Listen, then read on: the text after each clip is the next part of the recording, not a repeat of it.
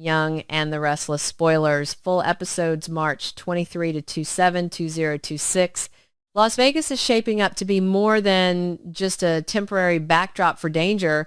It feels like a pressure cooker where every hidden motive is about to surface at once. There is a sense that whatever begins here will not stay contained, and that alone makes every move more reckless, more desperate, and far more consequential than anyone involved is willing to admit. And hovering beneath all of it is the quiet but unsettling suggestion that Nick is not walking into this situation empty-handed.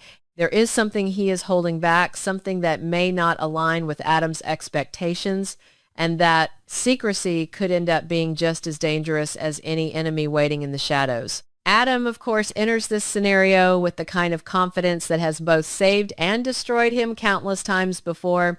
He convinces himself that his past with Riza is not just history, but leverage. In his mind, it is a tool he can reshape, a connection he can exploit to regain control of a situation that is already slipping out of his hands. He leans into the idea of Spider, into the persona that once allowed him to navigate darker, more unpredictable environments, believing that if he can become that version of himself again, he can manage whatever Riza has become. But what Adam fails to fully grasp is that time changes people in ways that cannot be undone by familiarity.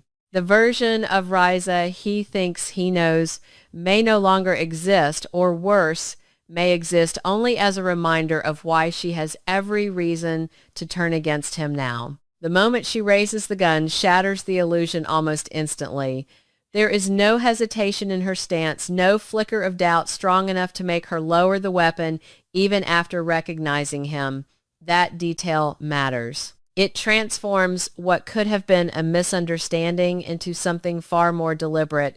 Riza is not reacting out of confusion. She is choosing this, and when she orders him to put his hands behind his head, the dynamic shifts completely. Adam is no longer the man walking into the room with a plan.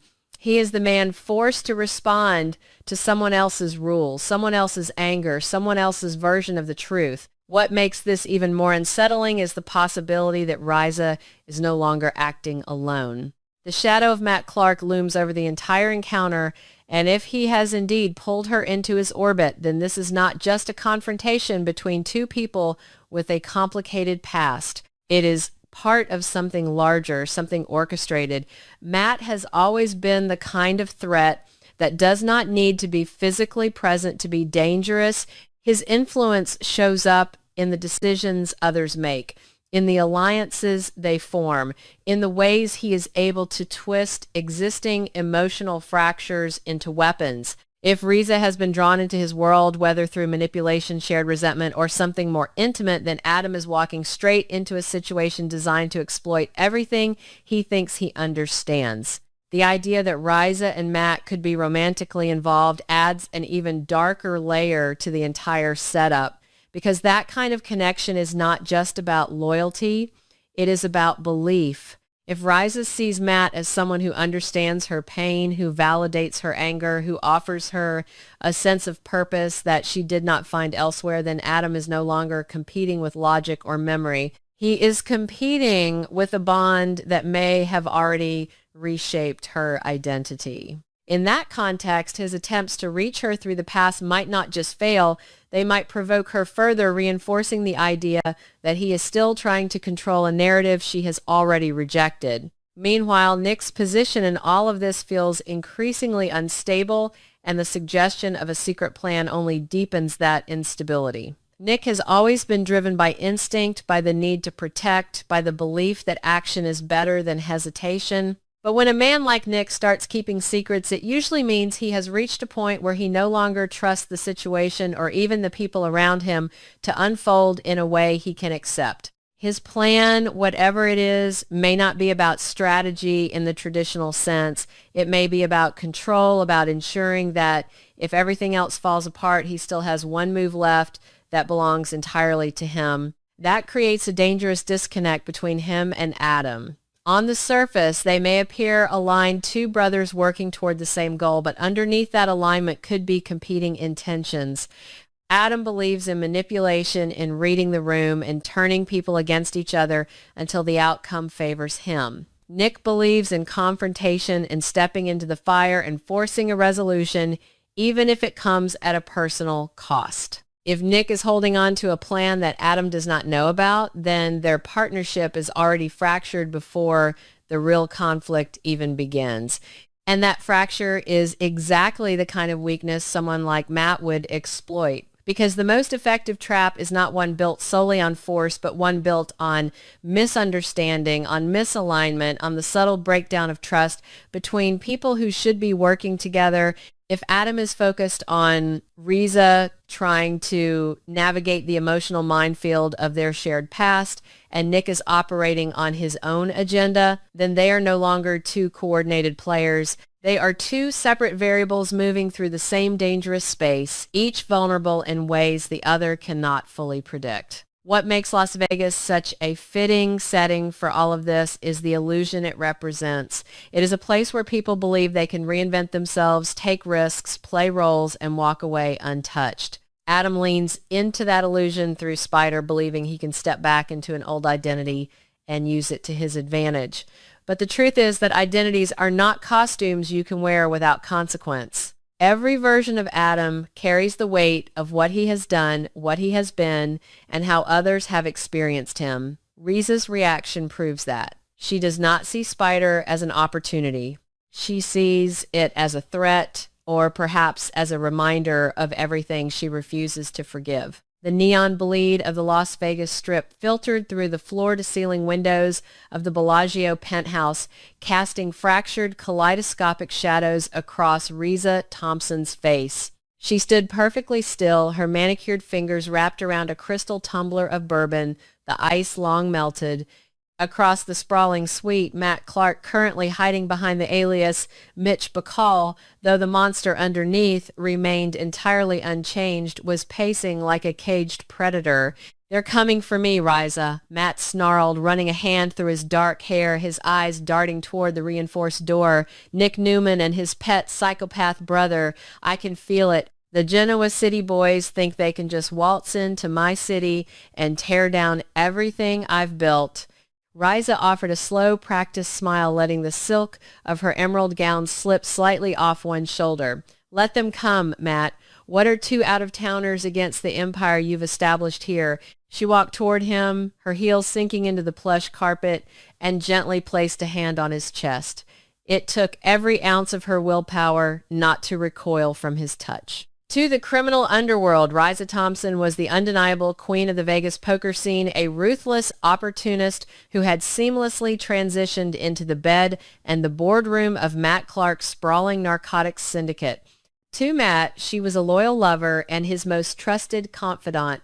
But beneath the silk and the seductive smiles, Riza was a ghost. She was a deep cover agent for a joint interagency task force embedded for the last 14 months to dismantle a fentanyl pipeline that stretched from the Mexican border straight into the veins of the Midwest. She wasn't Matt's ally. She certainly wasn't his lover. She was the architect of his impending destruction. "You don't understand the Newmans," Matt muttered, pulling her closer, his grip bruising.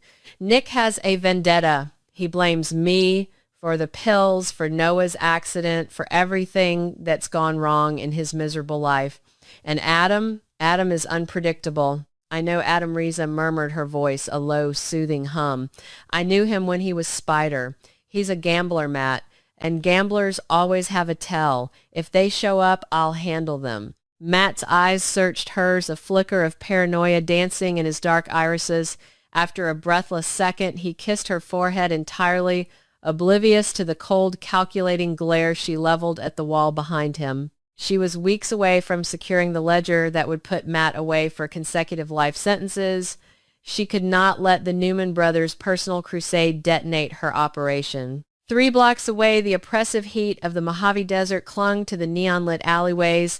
Adam Newman leaned against the brick wall of a dive bar, the pulsing bass from the club inside vibrating through his leather jacket. Beside him, Nick Newman paced his movements stiff and rigid. Nick's legs, still healing from the car crash that Matt had orchestrated, throbbed with a dull, relentless agony, but the physical pain was nothing compared to the fiery rage consuming him. We're wasting time. Adam Nick snapped, his jaw clenched so tight it looked ready to shatter.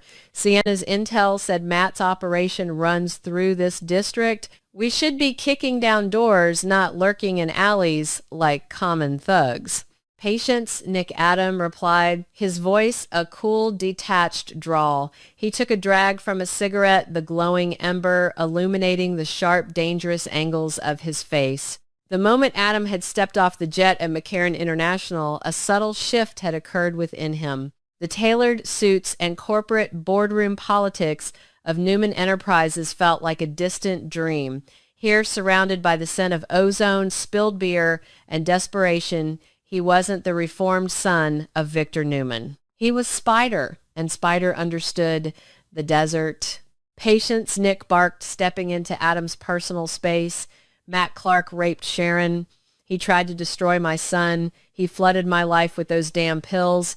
I am out of patience. If you're not going to help me end this, get out of my way. I am helping you, Adam said, his eyes narrowing. But Matt isn't a lone wolf anymore. He's insulated. And the name Sienna gave us, Riza Thompson, she's the key. I know Riza. She ran the high-stakes tables when I was living in the shadows. If Matt is moving product, Riza is laundering the money. We find her, we find him. Then let's find her and break her, Nick growled. Adam flicked his cigarette into the gutter. You let me handle Riza. She's not someone you can just intimidate, Nick. She's a survivor. She plays a deep game. Adam didn't have to look hard. The Vegas underworld was a web, and Spider still knew how to pluck the strings. Within hours, Adam tracked Riza to the VIP lounge of the Shadow Room, the club Matt used as a front. Slipping past the bouncers with practiced ease, Adam cornered Riza in a dimly lit, soundproofed hallway near the executive offices. She was wearing a sharp white pantsuit, her dark hair pulled back into a severe knot. Hello, Riza, Adam said, softly stepping out of the shadows. Riza stopped dead in her tracks. Her eyes widened for a fraction of a second before a mask of icy indifference slammed into place. Adam, or should I call you Spider? I heard you were playing dress-up in Genoa City these days. What brings you back to the gutter? Looking for an old ghost, Adam said, taking a step closer, crowding her against the flocked wallpaper. Matt Clark, I know you're with him, Riza. I know you're helping him move the fentanyl. It doesn't make sense. You were a shark, yes, but you were never a bottom feeder. Why get into bed with a psychopath like Matt? Riza's expression hardened. Suddenly, with a speed that left Adam momentarily stunned, she reached into her tailored blazer, drew a compact matte black Glock 19, and shoved the barrel hard against the center of Adam's chest. Back off. Spider Riza hissed, her voice dripping with venom. Adam didn't flinch. He looked down at the gun, then back up into Riza's eyes. The metal was cold through his shirt, pressing directly over his heart. This was a test. He could see it in the microscopic tightening of her jaw, the way her finger hovered just a millimeter above the trigger. She was testing his loyalty, his nerve, and perhaps trying to figure out if the ruthless card shark she once knew was truly dead. Or a darker thought crossed Adam's mind. She was putting on a show. His peripheral vision caught the faint red glow of a security camera positioned at the end of the hall. You going to pull that trigger, Riza Adam whispered, his voice dangerously calm, because if you don't, I'm going to take it from you, and then we're going to have a very long conversation about Matt Clark. You don't belong here anymore, Adam, Riza said, her tone layered with a desperate hidden warning.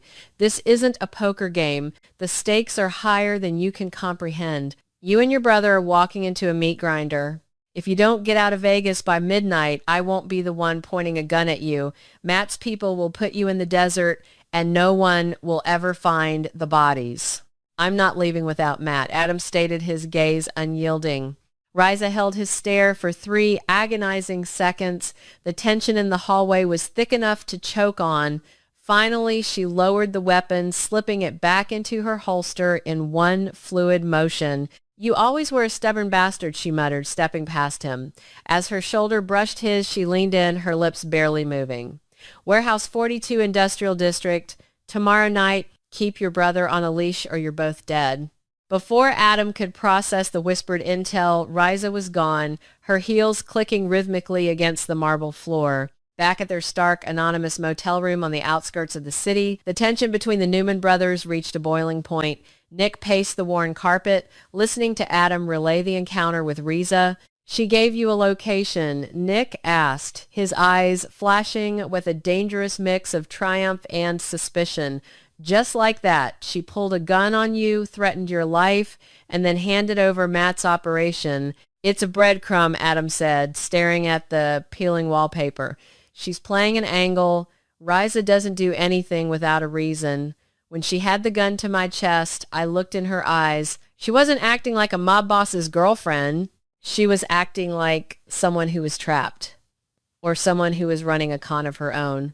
"It's a trap, Adam," Nick shouted, slamming his fist onto the cheap laminate dresser. "She's Matt's woman. She's probably laughing with him right now, setting up an ambush for us at that warehouse. We can't trust her." "We don't have a choice," Adam shot back, his own temper flaring. "You want Matt. This is the only lead we have. But we do this my way. We go in quiet. We assess the situation. If it's a trap, we have the element of surprise." "No, Nick," said his voice dropping to a lethal, gravelly register. "I'm not playing games anymore. I'm calling the local PD. I'm tipping them off to the warehouse.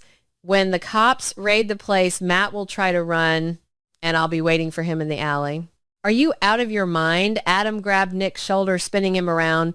"If you bring the cops into this, you blow the whole thing wide open. If Riza is playing Matt, you'll get her killed. If Matt has the cops on his payroll, which he probably does, he'll disappear before the sirens even start wailing." "I don't care about Riza Thompson," Nick roared, shoving Adam backward. "She's collateral damage. She chose to get into bed with the devil. She can burn with him." Across town in the Bellagio penthouse, Riza sat in the dark, a pair of noise-canceling headphones over her ears. She was listening to the audio feed from a microscopic bug she had slipped onto Adam's collar during their confrontation in the hallway. Hearing Nick Newman's booming threats, Riza closed her eyes and let out a long, shuddering breath. "Fools," she whispered into the empty room. The Newmans were going to ruin everything.